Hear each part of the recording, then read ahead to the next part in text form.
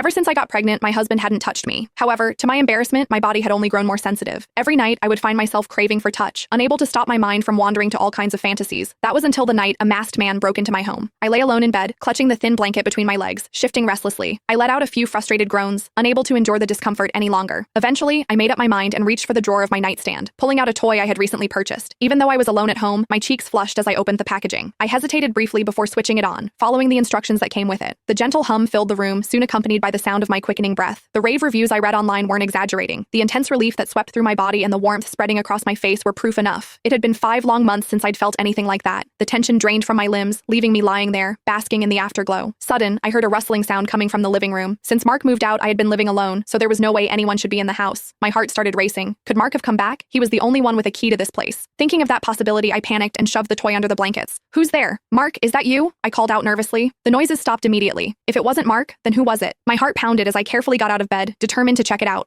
I always turned off the lights before going to sleep, so the house was dark. Opening the bedroom door, I could barely make out the shadowy shapes in the pitch-black living room. I fumbled in the dark, feeling my way toward the light switch. However, just as I reached out, a gust of wind swept past me. Before I could scream, I felt someone, tall and strong, grab me from behind and slam me against the wall. The moment I was pinned against the wall, I realized something was terribly wrong. The man quickly clamped a hand over my mouth, probably to stop me from screaming. Panic surged through me, and though I wanted to say something, I was too terrified to risk angering him. Before I could fully process the situation, his hand left my mouth and began to move down my body. I bit my lip hard, trying not to make any noise, especially with this stranger so close. However, a small voice inside me whispered, "Please, just go along with it. Do whatever you need to survive." The man chuckled softly, and I froze, every hair on my body standing on end. A shiver ran down my spine as I imagined the mocking grin on his face. His warm breath grazed my neck as he finally spoke. At last, his voice was low, almost as if he was deliberately disguising it, making it impossible for me to recognize. I managed to stammer, my voice shaking. "Who are you? Please, don't hurt me. I'll give you money. It's in the closet of the guest room. Take it.